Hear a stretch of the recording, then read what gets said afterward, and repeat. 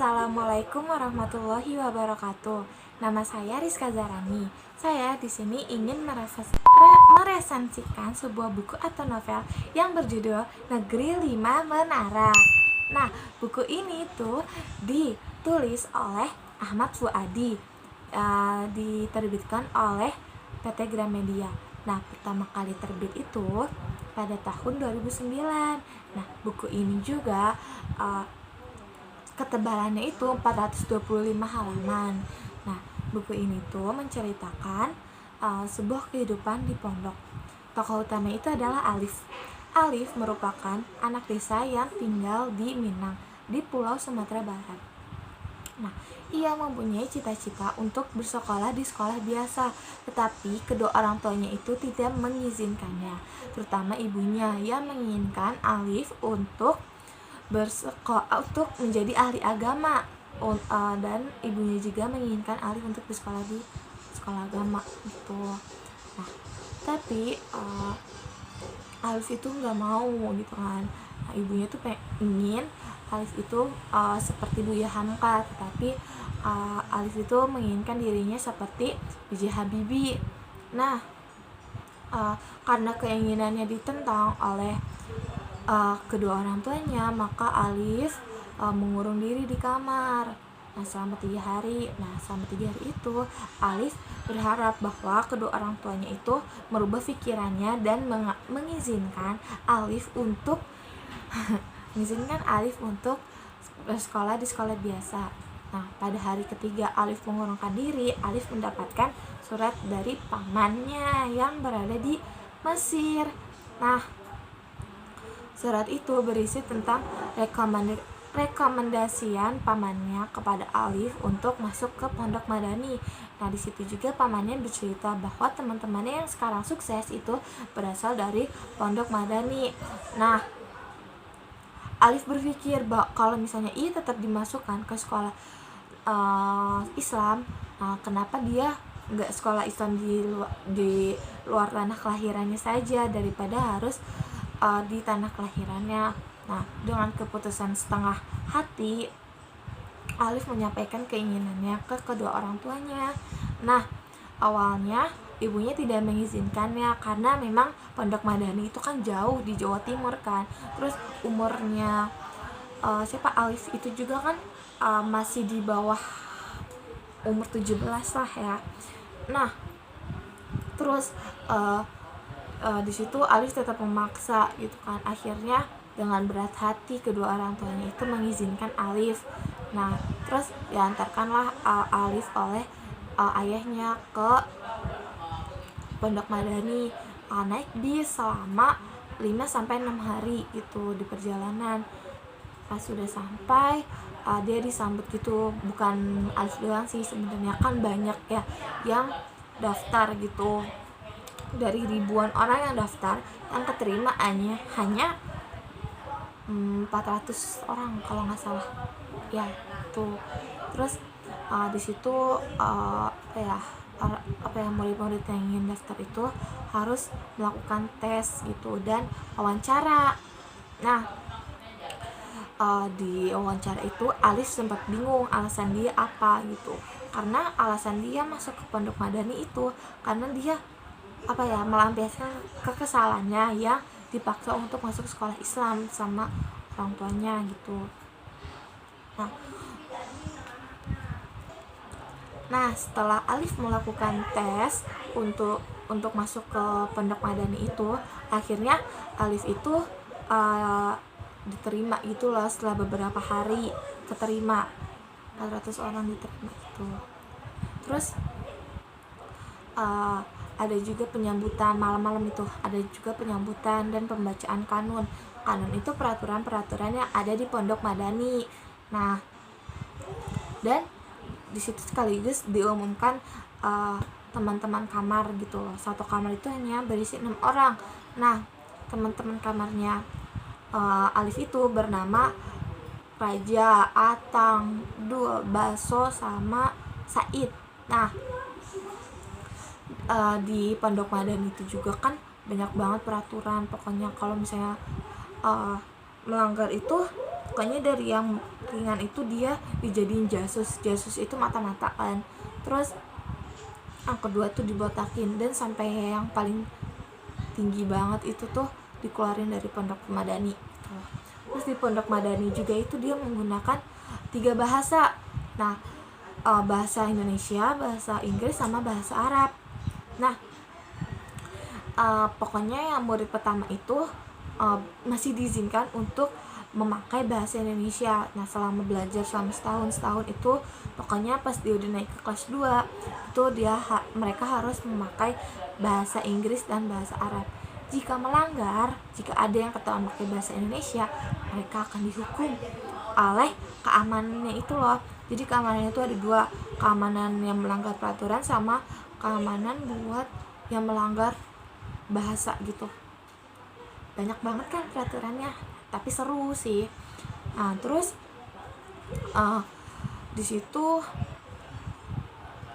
awal pertama kan teman-temannya itu disuruh melengkapi keperluannya gitu selama mereka di pondok. Nah, tapi kan di kanun itu sudah tertulis bahwa kalau misalnya keluar dari Pondok Madani tidak boleh lebih dari jam 5. Nah, mereka itu sebelum beli dia kayak makan dulu gitu di pasar, terus dia nonton film, terus dia dia baru beli lemari pakaian gitu. Nah, di situ kan lemari pakaian berat kan, dia juga harus jalan kan, dan jalan masuk ke Pondok Madani itu lumayan jauh banget. Nah, akhirnya dia berat bawa lemari pakaian, terus tiba-tiba turun hujan, padahal 5 menit lagi itu jam 5 gitu, bel berbunyi untuk menunjukkan bahwa kegiatan lain dimulai gitu, kayak sholat maghrib gitu. Terus gitu tiba-tiba dia disamperin sama keamanan peraturannya gitu. Terus akhirnya mereka dihukum awalnya mereka dihukum jewer gitu loh, jewer berantai. Awalnya kan Alif di paling ujung, nah jadi jewer kenceng banget sama itu orang keamanannya. Terus dia si Alif tuh harus jewer juga teman-temannya gitu. Nah, terus udah gitu pas malamnya selesai sholat isya maghrib gitu nggak salah, dibacain kan surat atau wesel gitu yang diterima oleh mereka gitu. Terus akhirnya setelah itu kan mereka ada yang dapat ada yang enggak kan. Setelah itu sama pembaca informasi itu mereka dia menyebutkan nama orang itu, terutama Alif, Said, Dua Baso, terus siapa lagi, pokoknya teman-temannya itu Raja, Atang gitu, Endul. Terus mereka disuruh untuk ke kantor pusat keamanannya tuh, serem nggak tuh? Terus akhirnya mereka dihukum untuk menjadi jasus. Jasus itu apa? Jasus itu mata-mata tugasnya itu mencari orang yang melakukan kesalahan seperti mereka melakukan kesalahan gitu. Nah, minimal 1 orang itu dua orang. Nah, itu pokoknya mereka awalnya sempat kesusahan gitu kan, tapi akhirnya mereka bisa gitu. Nah, semenjak mereka dihukum itu mereka jadi sering bareng gitu lah, berkumpul, belajar bareng, ketawa-ketawa bareng, bercanda bareng gitu lah pokoknya gitu. Terus awalnya mereka itu berkumpulnya di lorong kamar mereka. Nah, karena lorongnya sempit, terus banyak orang yang lewat juga kan, nah, akhirnya mereka memutuskan untuk mencari tempat berkumpul mereka. Nah, mereka cari awalnya di perpustakaan, di masjid, pokoknya itu kayak kurang efektif mereka mikir. Akhirnya si Alif ini mengusulkan untuk di bawah kaki menara samping masjid. Nah, sebenarnya Alif ini sudah menyukai menara semenjak dia kecil. Makanya di Minang itu dia sering ke menara gitu, naik ke menara. Kayak dia juga pernah naik ke Minara Jam Gadang, kan ada kan tuh di Sumatera Barat. Nah, itu. Nah, terus mereka jadi sering kan berkumpul di bawah kaki menara. Terus akhirnya mereka disebut Sahibul Menara. Nah, terus saat itu setelah hampir menjelang azan maghrib, mereka tuh berkumpul dan Alif memandang ke awan gitu. Dia bilang itu mirip negara Amerika ya gitu. Terus tapi teman-temannya ada yang bilang itu lebih mirip ke Arab Saudi gitu. Terus ada yang bilang itu lebih mirip ke Mesir gitu kan. Terus Baso bilang itu menurut aku sih lebih ke benua Eropa gitu. Nah, dari situ mereka mempunyai mimpi untuk bisa ke negara yang mereka sebut tadi tuh. Terus lama pas mereka kelas 10 akhir menuju kelulusan, mereka lulus gitu, mereka dikagetkan kabar dari Baso ingin keluar dari Pondok Madani itu karena neneknya sakit-sakitan, dan tambah hari itu bukannya semakin sembuh malah semakin parah. Terus akhirnya dia memutuskan untuk keluar dari Pondok Madani untuk merawat neneknya, dan dia ingin menjadi tahfiz Al-Quran untuk kedua almarhum orang tuanya tuh. Terus dari situ Alif merasakan keraguan yang dulu pernah ia rasakan pas pertama kali ia masuk Pondok Madani. Terus dia sempat berpikir untuk keluar dari Pondok Madani tersebut.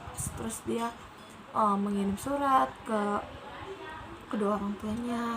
Terus orang tuanya tuh melarangnya dan bilang bertahan gitu, sisa 3 bulan lagi gitu, jangan sampai keluar, sayang gitu, pengorbanannya jangan sampai kalah sebelum berperang gitu. Akhirnya dia tahan selama 3 bulan itu. Akhirnya dia mengikuti tes kelulusan dan akhirnya mereka lulus. Nah, begitu setelah mereka melewati lika-liku kehidupan di Pondok Madani, Alif berhasil meraih impiannya untuk melakukan sekolah lanjutan di Amerika dan bekerja di Amerika juga.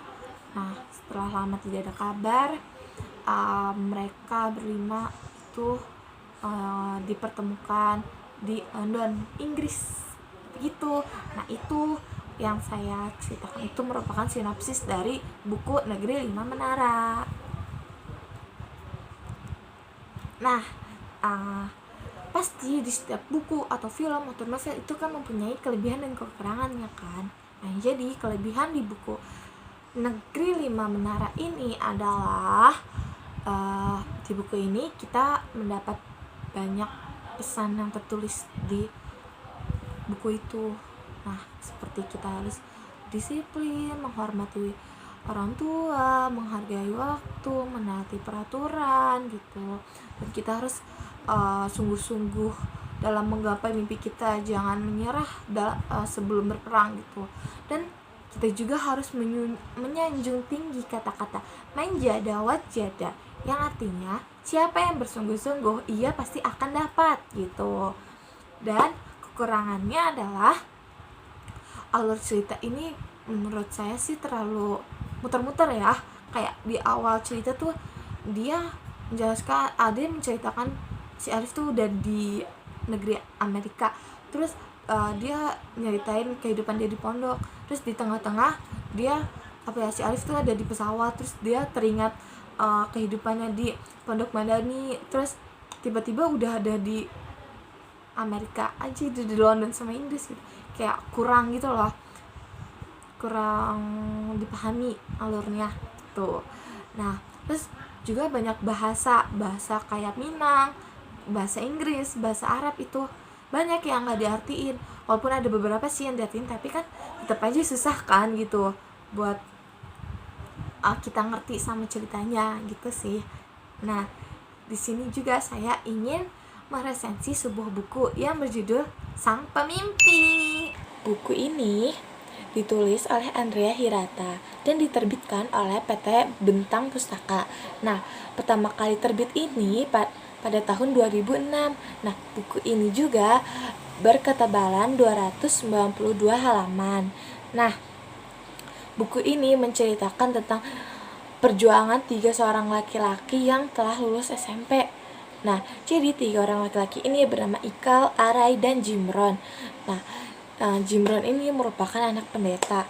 Walaupun Jimron beragama Islam, pendeta ini tidak memaksakan Jimron untuk mengubah keyakinannya gitu. Nah, terus Arai ini merupakan adik angkatnya si Ikal, karena sejak kecil Arai ini sudah yatim piatu dan Arai diangkat menjadi adik tirinya Ikal oleh kedua orang tuanya Ikal. Nah, terus Ikal dan Arai ini sangat pintar. Mereka selalu mendapatkan ranking 3-5 besar di sekolah. Sedangkan Jimron biasa-biasa saja gitu. Dan Arai dan Ikal itu mempunyai mimpi yang sangat besar, yaitu melanjutkan sekolahnya di Sorbonne di Prancis. Nah, mereka itu terinspirasi dari cerita kepala sekolahnya, yang kepala sekolah itu bercerita bahwa kota itu sangat indah dan bagus banget gitu. Jadi Ikal dan Ara itu kayak mau banget gitu loh, terinspirasi gitu. Nah, terus akhirnya Ikal dan Ara itu bekerja keras gitu.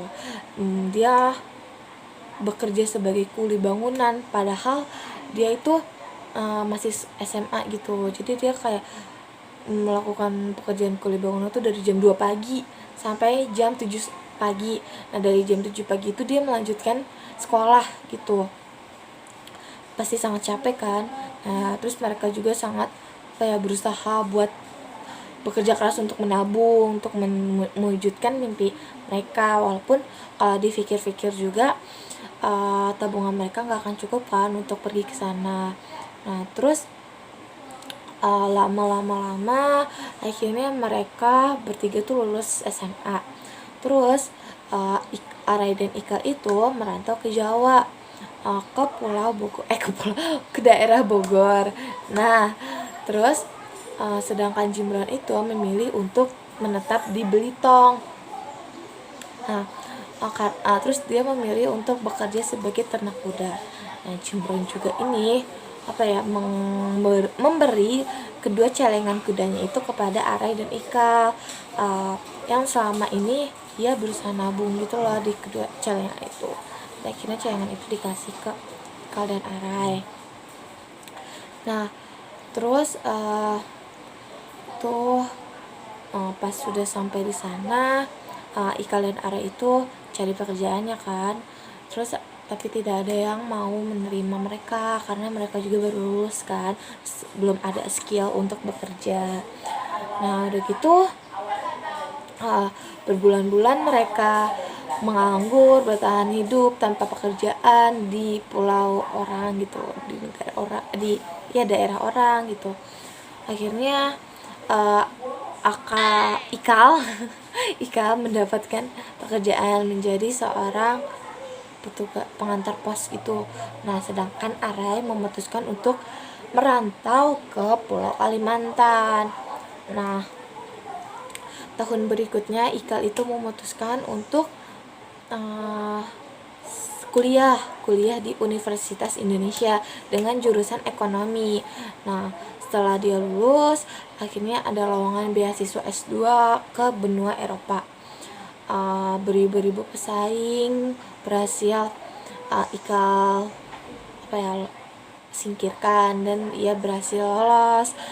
Terus akhirnya pas bagian wawancara gitu, dia ketemu sama seorang profesor gitu, kayak katanya profesor itu sangat bangga gitu loh sama tulisannya Ikal. Terus akhirnya dia diundang dalam sebuah acara. Nah, ternyata di acara itu dia dipertemukan oleh Arai, adiknya. Nah, terus di situ mereka bercerita, ternyata Ara itu bersekolah kuliah apa ya, Ara itu kuliah di Universitas Mula Warman jurusan biologi. Nah terus saat mereka pulang tuh, kan akhirnya mereka pulang karena kangen tanah kelahirannya. Terus ternyata ada surat untuk mereka. Pas mereka buka, ternyata isi surat tersebut menyatakan bahwa mereka itu lulus mendapatkan beasiswa S2 ke benua Eropa. Nah situ mereka sangat bangga, sangat senang, terharu gitu. Nah tapi ini bukan akhir dari kehidupan mereka, bukan akhir dari cerita kehidupan mereka, tetapi ini merupakan awal dari cerita kehidupan mereka. Nah, kelebihan dari buku ini adalah penulisnya itu dapat membuat kita masuk gitu loh, kayak kita tuh bisa ngerasain, ngebayangin cerita yang ada di situ gitu. Kita bisa ngerasain jadi Ika, kita bisa ngerasain jadi Arai, dan kita bisa ngerasain jadi Jimron gitu. Pokoknya seru banget deh, ceritanya tuh bener-bener seru gitu. Penulisnya juga hebat banget. Terus kekurangannya itu adalah banyak istilah yang ada di buku itu, yang ada di daftar glosariumnya itu, sehingga dapat menyulitkan pembacanya. Kayak pembaca itu kurang mengerti gitu loh, ini artinya apa gitu. Nah sekian dari saya, kurang lebihnya mohon maaf. Wassalamualaikum warahmatullahi wabarakatuh.